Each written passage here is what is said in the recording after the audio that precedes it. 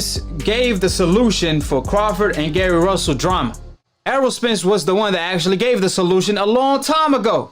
He already stated odds is against us. So why beef with each other if we not gonna fight each other?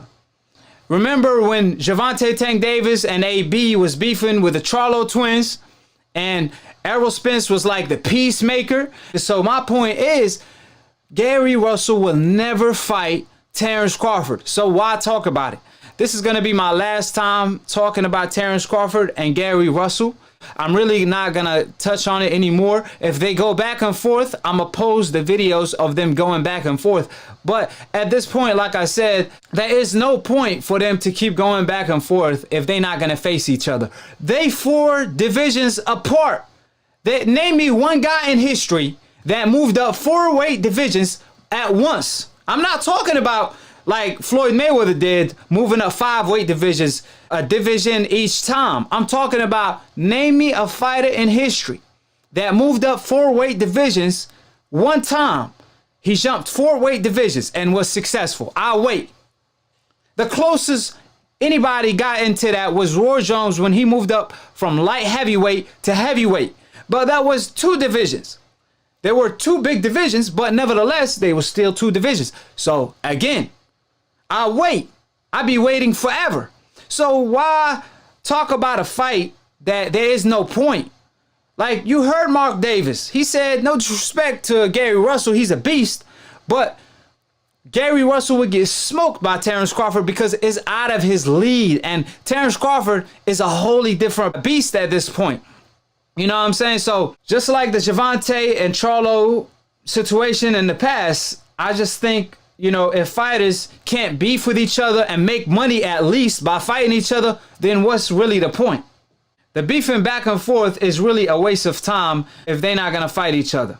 And even Gary Russell acknowledged that Crawford is one of the best in the world. On the video that I posted yesterday, to keep it 100, they say me, you, and Errol Spence, the realest boxers in the sport of the game. Let's really do some real shit and cross the bridge and take away the politics and the bullshit and get the fans what they want to see. Since you feel some type of way, fight me. Gary Russell, he stated Terence Crawford, he one of the best. Errol Spence is one of the best, and I'm one of the best. So why not fight each other?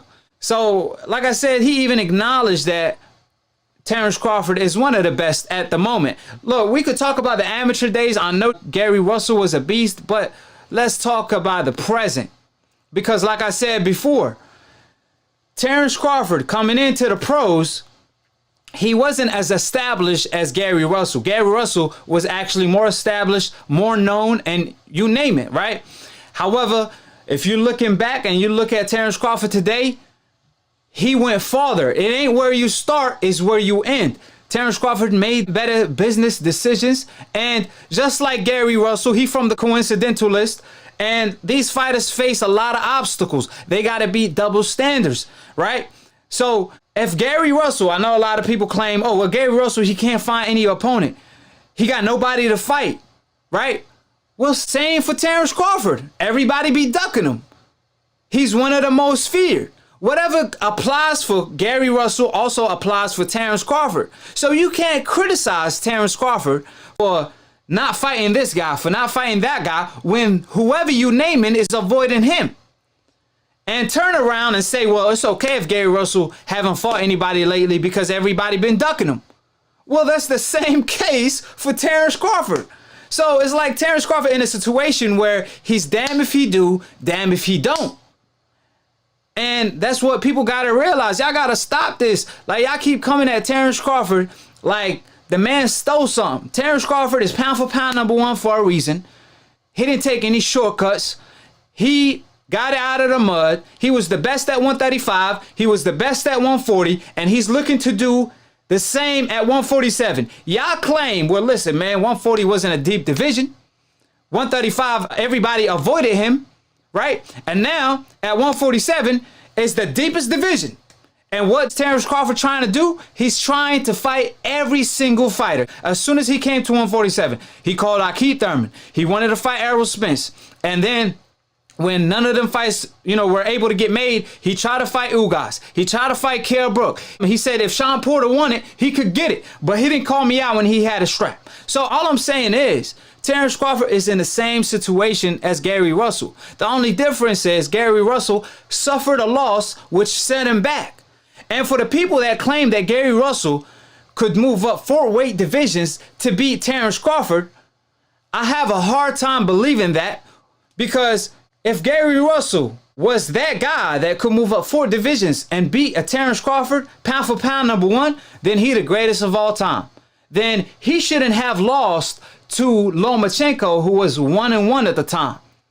If he was that good that he could move up 4 weight divisions and beat Terence Crawford. So stop it. Call a spade a spade. Terence Crawford is a different fighter now. Gary Russell, nevertheless, he's still a beast, but he has to line up fighters, and he don't need to make the huge mistake of jumping up 2 weight divisions to lightweight right away and face the best in the game at that division. That's a big mistake as well. Gary Russell, he a short fighter for featherweight. Lomachenko looked like he was 2 divisions above him when he fought Gary Russell. So all I'm pretty much saying is, just call a spade a spade. For some reason, I don't know what it is, but Terence Crawford gets a lot of hate for no reason. I don't know what it is. Nevertheless, like Mark Davis said, Terence Crawford need to focus on fighting Errol Spence. Gary Russell need to focus on fighting Shakur, Gervonta Tank Davis, and the guys his size, his weight divisions. Even Lomachenko rematch. Even Guillermo Rigondeaux. Guillermo Rigondeaux smoked Rashid Warren. I think it was Rashid Warren, the guy that went to the Olympics, and that's the one that Rigondeaux had to face. And Rigondeaux beat him with ease. So I know Rigondeaux is old. He fights at 118 now, but when Rigondeaux was fighting at 126, he called out Gary Russell. So I know Gary Russell looking for the bigger fish to fry, but if you can't fight none of them guys, then I think Rigondeaux will do for the moment. That's a hell of a fight. Rigondeaux is a champion at 118. We already know he the most feared at 122, and he was one of the most feared fighters of all time. As feared as Mike Tyson in his prime. He had Cruz, Frampton, Mares, Donaire, and many more fighters move up a division to avoid him. You know what I mean? So at the end of the day, or at least the night, you got to find a way. You got to put yourself in position, because there's a lot of fighters that have been avoided. Charlo and Andre and Gervonta and many more are avoided to this day as we speak. But you got to find the way. You got to stay active in case one of these fighters on the hope list grow the cojones to face you. You're already ready, so you don't have to get ready. But if you don't fight anybody and you wait, if you play that waiting game, you done fell in a trap that Rigondeaux failed in. They're going to be like, oh, well, you ain't fought nobody. Oh, you ain't. When the last time you fought? You feel me? But if you stay active, eventually they're going to be forced to face you because the fans going to request it. And you can run, but you cannot hide. If you disagree, feel free to call in. Like I said, the only fight I could see right now for Gary Russell is a really Shakur or Rigondeaux. That's the only 2 guys that's willing to face him. Other than these guys, we really don't have anybody in the game. Split Decision episode 47 is over with. Subscribe below if you're trying to get smarter by the minute. If you're trying to get dumb about a second, don't, and listen to these decafs. The dumb casual ass fans / old media that don't know ish about boxing. Word to Roger Mayweather, may he rest in peace, inshallah. Old media is the old wave. New media is the new wave. Is out with the old, in with the new. We the new mainstream media. We make things happen. We control the narrative. Paulie Malignaggi got fired. And then Tyson Fury next gonna get busted cheating for tampering with his glove. All thanks to new media, because we are doing our job. We're not being emotionally attached to these fighters that cheat. We call a spade a spade. We give every fighter a fair shake.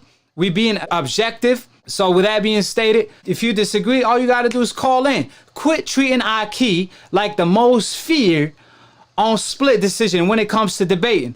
These decafs treat Akhi like Mike Tyson. I got him shook. They scared to look every time Akhi's on TV. So with that being stated, this is a challenge to all the decafs, to all the decafs trolls, to all the YouTube trolls, the YouTube coons, you name it. If you have cojones, call in. I will end your trolling career. A lot of YouTube members stay mentioning my name in vain. They got nothing to talk about but Akhi. However, they don't got the cojones to call in on my own platform. Set up an appointment, set up a date. You got my number, so save it. Like Terence Crawford told Errol Spence. So with that being stated, I appreciate every single one of my Akhis. Obviously, all of my Akhis know we don't debate boxing. That's for the decafs. I knock them out with ease. Easy work. We talk boxing. Because when the truth is spoken, the other side is nothing but a lie. 3 things that could never ever be hidden: the sun, the moon, and the truth. They will eventually come out. It's just destiny. So Paulie Malignaggi got fired, and there's more great news to come because Deontay Wilder will come through and drop that bomb squad on the mic.